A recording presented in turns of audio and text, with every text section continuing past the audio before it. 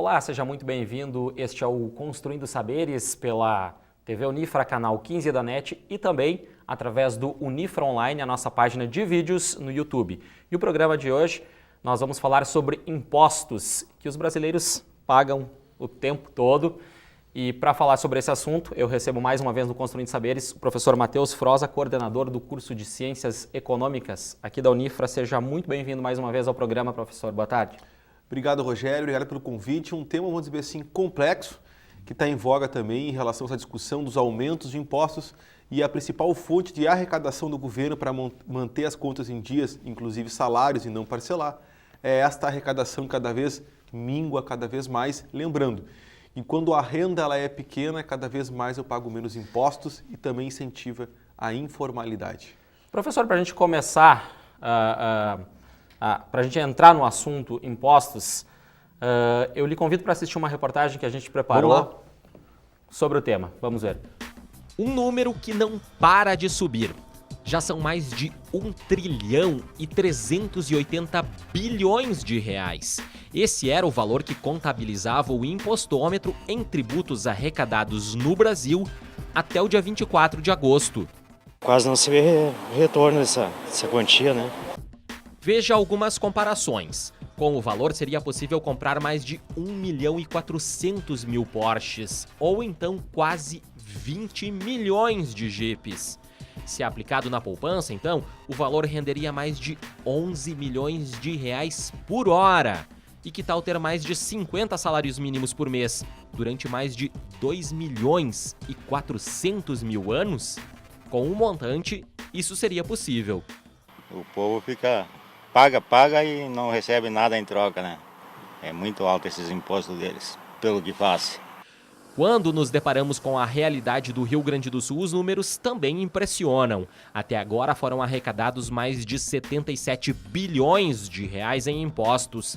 O valor representa quase 6% do total de arrecadação no Brasil. E parte dessa cobrança vem daqui. A gasolina está muito pesada, né? Muito cara. O valor que a gente está pagando, 4 e pouco no litro, acho que está saindo muito caro o valor, né? Acho que isso tinha que ser mais barato, muito imposto que a gente paga aí. 56% do valor do litro é de impostos, segundo o impostômetro. A reclamação aumentou depois que o governo federal anunciou o reajuste de um dos impostos que incidem sobre os combustíveis. No caso da gasolina, o índice subiu de 0,38 centavos por litro para 79 centavos, um aumento de 41 centavos. É difícil. Porque andar menos não tem como, porque tu anda sempre as mesmas rotinas, né? Não sei o que fazer, sinceramente.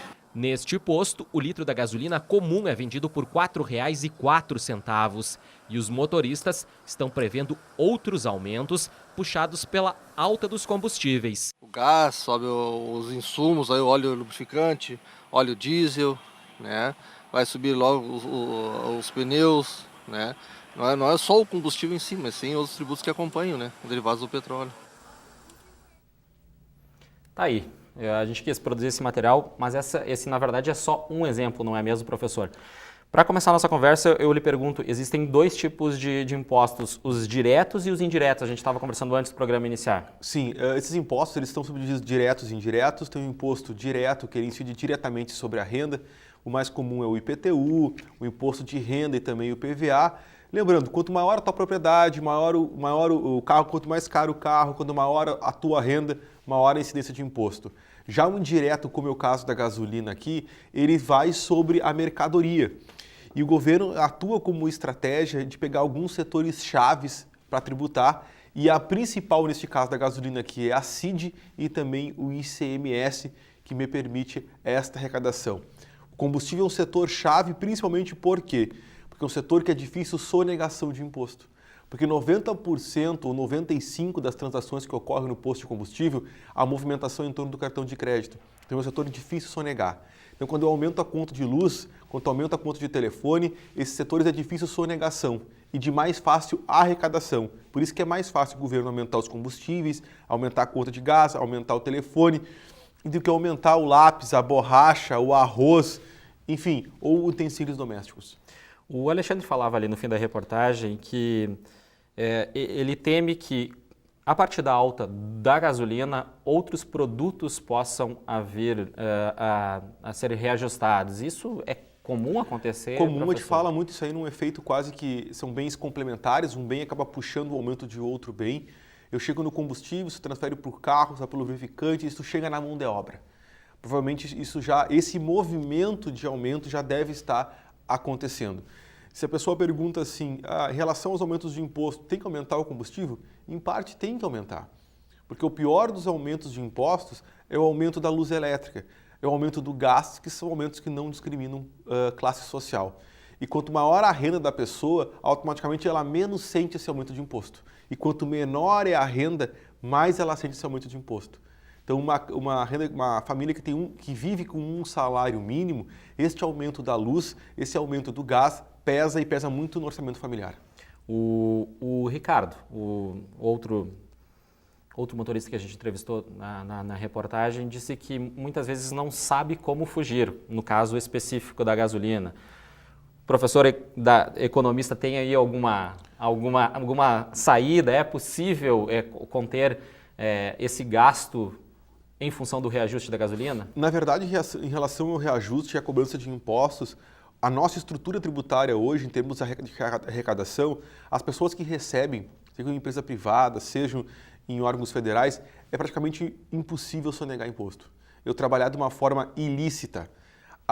Ocorre sim a forma ilícita lá no não pagamento de imposto, geralmente no microempreendedor. Esse sim. É no bar da faculdade, é na costureira, é no pequena reforma, é o cara que instalou o teu ar-condicionado. Estes setores atuam de forma ilegal porque eles não têm o cupom fiscal, eles não dão nota fiscal e numa estrutura muito grande, eles deixam também de pagar impostos e deixam também do governo arrecadar e, consequentemente, eu transfiro esta responsabilidade para os outros itens, que é o caso do combustível, que é o caso do gás e também que é o caso também da luz elétrica. Trabalha na informalidade. Sim, só que as pessoas estão na informalidade com o intuito aquele, eu pago pouco imposto, por isso que o imposto é muito caro, por isso que eu vou sonegar e vou ser informal. Muito pelo contrário. Quanto a maioria das pessoas forem para a formalidade, a tendência é que eu consiga distribuir essa quantidade de impostos do qual eu tenho. Só que as pessoas acham que é muito mais fácil fazer o caminho contrário. Ainda sobre a reportagem, por que o brasileiro realmente fica... É uma sensação ou nós pagamos impostos e não vemos o retorno desse dinheiro? A gente não vê retorno de impostos pelos simples motivos que eu costumo dizer isso também bastante em aula. Gente, se eu consigo ter uma estrada pedagiada e essa estrada pedagiada não tem buraco, ela tem sinalização, o porquê que não funciona com o órgão público? Não funciona com o público porque há desvio. É isso que leva a crer. Isso tem corrupção que desvia esse dinheiro. Na verdade, o retorno ele deveria existir. Deveria existir. Está previsto. Está previsto. Porque eu tenho países, te paga 27,5% de imposto de renda. Países na Europa, constantemente estamos vendo transações de jogadores de futebol e o fisco pegando, vários exemplos, porque 55% da renda ela é tributada. Mas eu tenho as contrapartidas, o qual a lei me garante. E isso é importante ressaltar. Não é que nós pagamos muito imposto. A gente até paga um imposto razoável. É que as contrapartidas oferecidas, elas são mínimas. E sentimos hoje em dois setores cruciais, que é a saúde e que também é a segurança. Na educação também? Na educação também. Vamos dizer, são o tripé que a gente costuma dizer, saúde, educação e segurança, e são os setores que realmente acabam sofrendo com isso. Aqui no estado tem um exemplo clássico, que é em relação ao parcelamento de salários, que é um exemplo de arrecadação.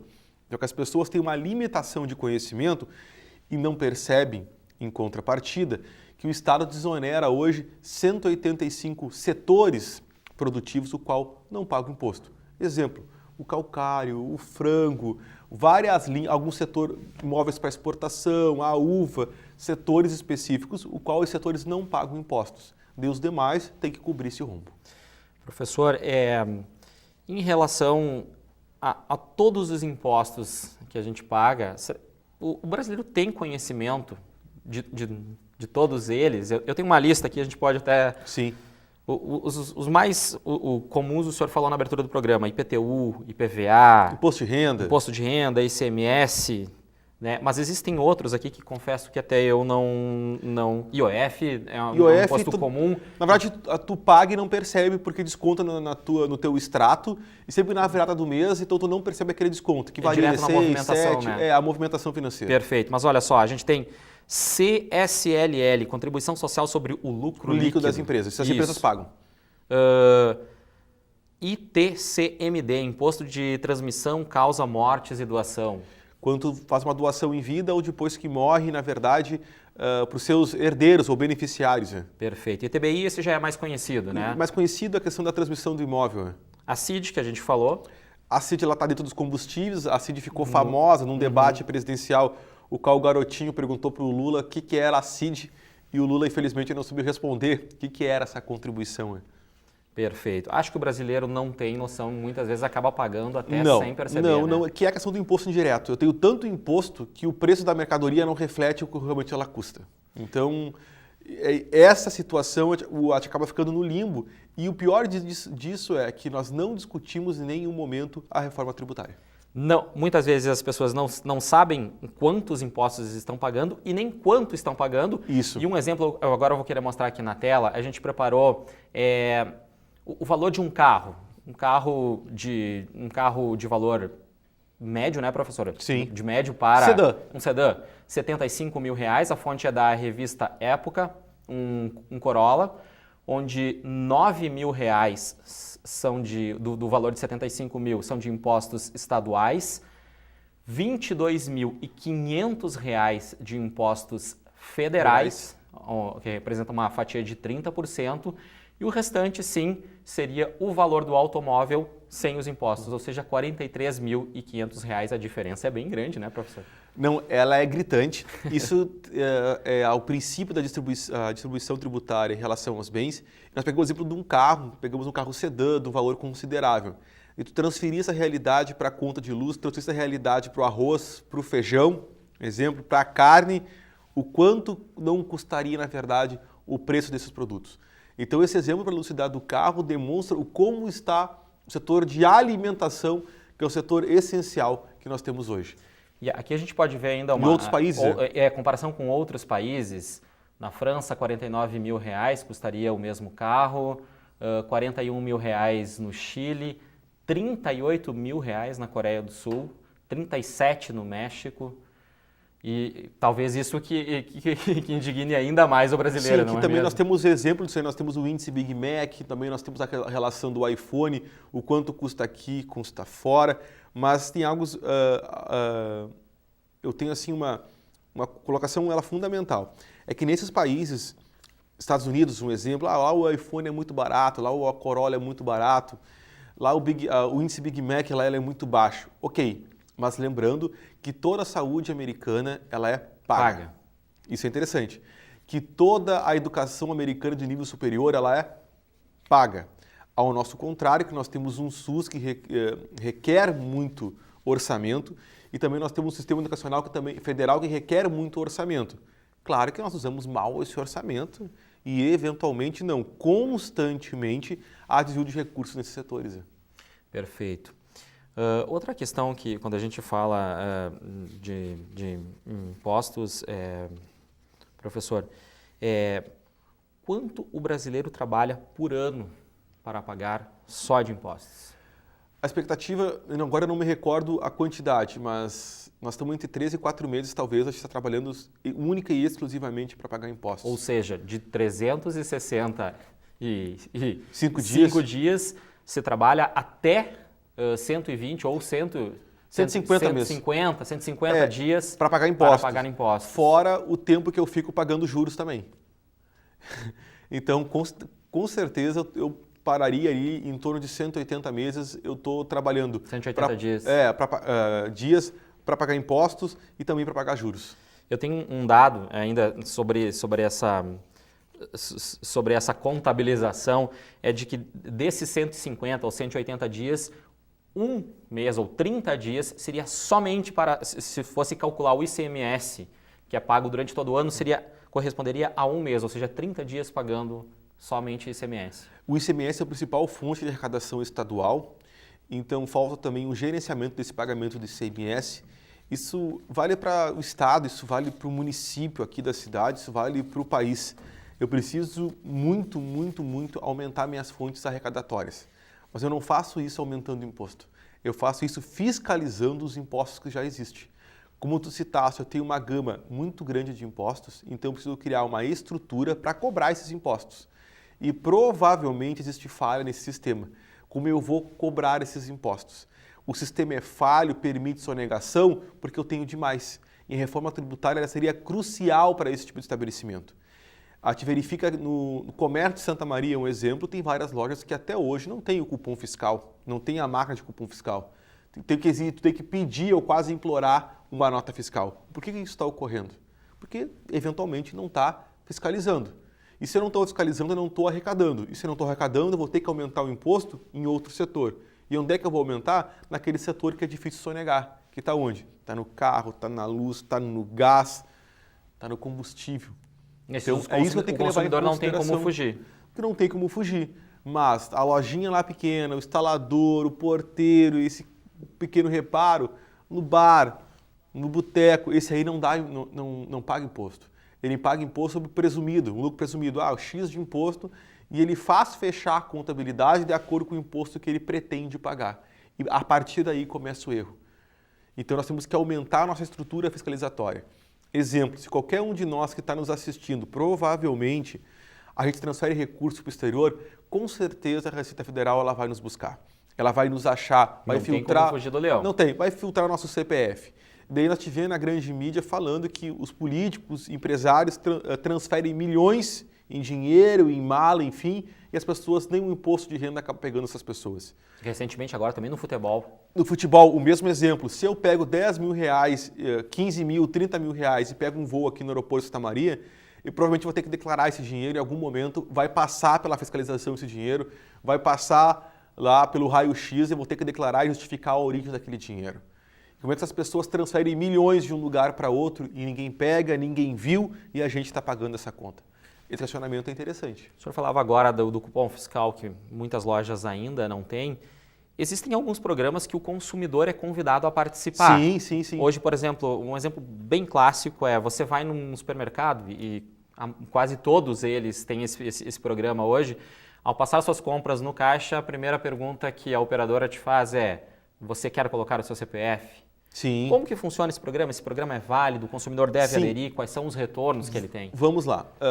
Prós e contras. Ele é válido, eu consigo arrecadar, concorrer a prêmios, porque eu estou registrando, estou forçando o estabelecimento qual eu fiz a compra, também tem que bater a minha compra com a quantidade de imposto pago. Isso eu estou contribuindo para a arrecadação. O lado negativo, as pessoas estão sabendo que realmente tu está comprando. Mas tu ganha tudo legalmente, sem problema algum. Se tu tem renda informal ou não declarada, em algum momento pode filtrar a tua renda e fiscalizar que o Rogério e o Matheus ganham R$1.000 e estão gastando R$2.000 no supermercado. As pessoas costumam comentar: eu não vou colocar porque eu tenho medo, porque eu vou estar declarando, abrindo a minha vida financeira. Então isso realmente... Isso é falta de conhecimento, porque hoje em dia a gente não abre o que nós compramos no supermercado, talvez. Mas tudo que a gente clica na internet as pessoas sabem. Então, de alguma forma ou de outra, tu está abrindo a tua vida. Está mostrando o que você está mostrando o que tu tem. O que você está gastando. Porque tudo que tu passou o cartão de crédito, tu pode não querer informar. Mas a Visa sabe e a gente não tem garantia, ou a Master, que ela não vende essas informações para publicidade. Para pessoas te ligar, fazer telemarketing contigo. Perfeito. Pode ocorrer. Mas tem o lado positivo, que as pessoas podem obter algum retorno com o programa. Pode. Um prêmio. Prêmio, pode. Tem prêmio em dinheiro, prêmio né? Dinheiro também. Mas eu volto lá no CERN lá. Eu deveria exigir o cupom fiscal no bar da faculdade, em todos os médicos, dentista, advogado. Fazer todo o setor de serviço no bar da esquina, que eles também paguem imposto, porque realmente é o que eles estão vendendo. Porque eu estou pagando imposto de renda na fonte, eu desconto. E por que lá, quando eu vou no dentista, ele pergunta para mim se é meia nota ou não? Não, é sempre nota inteira. É que ele paga também. Sim, eu quero que ele me dê a nota porque eu quero declarar que ele me pagou. Perfeito. E se eventualmente, eu falo isso muito para as pessoas, e se eventualmente as pessoas não quiserem te dar nota, não tem problema. Ressuscita o bom e velho talão de cheque, dá o cheque e cruza o cheque. Que aí ele vai ter que depositar esse cheque e esse dinheiro vai cair na conta dele. E hoje eu tenho que aproveitar que existe uma gama de informação disponível, existe o CRM, CRO, quando tu eventualmente vai ao médico, tu pode declarar aquele dinheiro o qual tu consultou, sem problema algum. E caindo na conta dele, ele vai ser pego pelo IOF.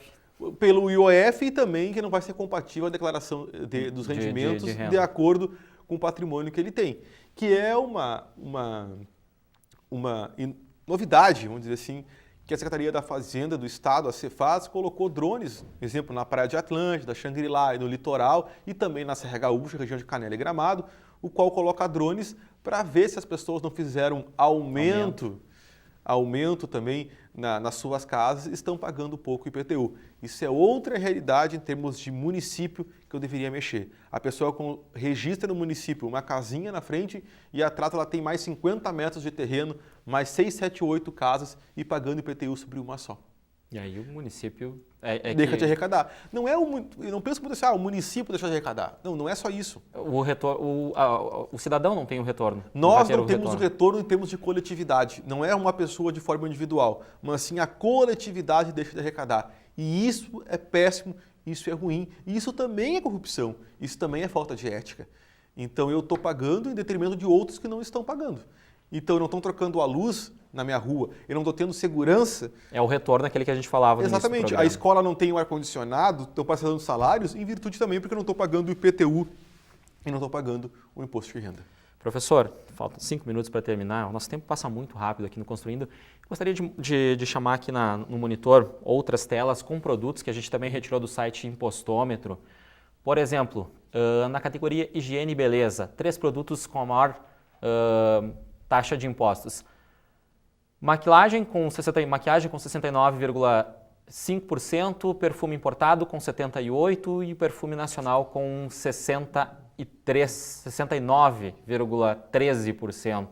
São os produtos dessa categoria com a maior taxa. Aqui no perfume importado existe uma explicação até... Sim, a questão da importação, eu sou sobretaxado, na verdade, quando o perfume importado, e por incrível que pareça, por mais que ele seja importado, ele ainda chega aqui com preço competitivo. Claro. Que é o que o Brasil está brigando com a OMC agora, notícia desta semana, na última semana do mês de agosto, que o Brasil provavelmente vai perder um julgamento no OMC, porque quando baixou o IPI, ele desfavoreceu os demais países, vamos dizer assim, da Europa e favoreceu só os países do Mercosul, que é mais ou menos o caso.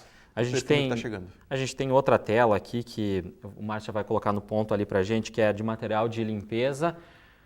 Água de colônia, até achei meio estranha essa classificação da água de colônia no material de limpeza, mas está lá no site. Água gasificada, na verdade, que está por trás. 50% do valor dela é de imposto, a cera com 46% e o sabão em pó.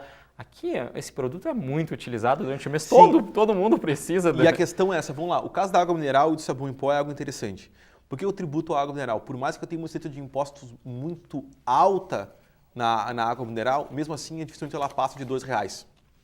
O mercado hoje R$ 1,29, R$ 1,19 e em promoção até abaixo de R$1. Então, qualquer aumento de impostos que eu tiver, a suba em termos ali, ela vai mudar muito pouco a sensação do consumidor. Em relação ao sabão em pó, é a mesma. Então, com R$10, R$12, R$15, depende da quantidade, eu vou ter que consumir e eu vou ter que pagar o imposto. Não tem como fugir. Não tem como fugir. E outra coisa, a sensação de compra com esse imposto muito alto, eu vou ter que comprar e também não é tão perceptível assim. Perfeito. Próxima tela aqui, professor, é da mercearia.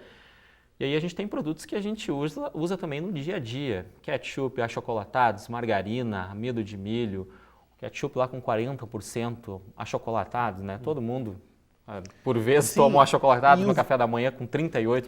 E o valor representado, teoricamente, até ele é baixo pela quantidade de impostos que ele tem. Essa artimanha sempre existe. Valor final baixo, imposto alto. Para a gente finalizar, professor, eu vou chamar aqui uma outra tela, o Márcio já vai colocar no ponto para a gente ali, das bebidas, que aí sim, aqui a gente tem algumas explicações também, né? Sim. Por exemplo, a cachaça 81%, mas aí a gente... A questão do vício, outro setor que é muito também a cerveja, a questão também do refrigerante, é uma questão que envolve também saúde pública. Saúde pública, né? Porque há estudos que já verificam uma correlação entre o alcoolismo e atendimentos pelo SUS, entre o tabagismo e e também a câncer de pulmão e também esses tratamentos do SUS. A questão da própria obesidade, lembrando que tem países que é muito mais alto o imposto de produtos ricos em açúcar e um fator de obesidade, e porque essas pessoas obesas se tratam pelo SUS e o Estado que acaba pagando esse tratamento. Tabagismo, nós acabamos de produzir uma reportagem para o Jornal da Unifra, o tratamento custa R$4.000 por pessoa. Por pessoa, e ele é hoje totalmente pelo SUS, então eu tenho uma estrutura do Sistema Único de Saúde que acaba todos nós pagando. E essa colocação que tu fizeste, Rogério, é importante te ressaltar. O nosso Sistema Único de Saúde, o SUS, para atendimentos de alta complexidade, ele é excelente. Tu acabaste de dar um exemplo. O nosso problema é o de baixa complexidade, que é o atendimento de emergência. Esse sim que é o deficitário e falta leito.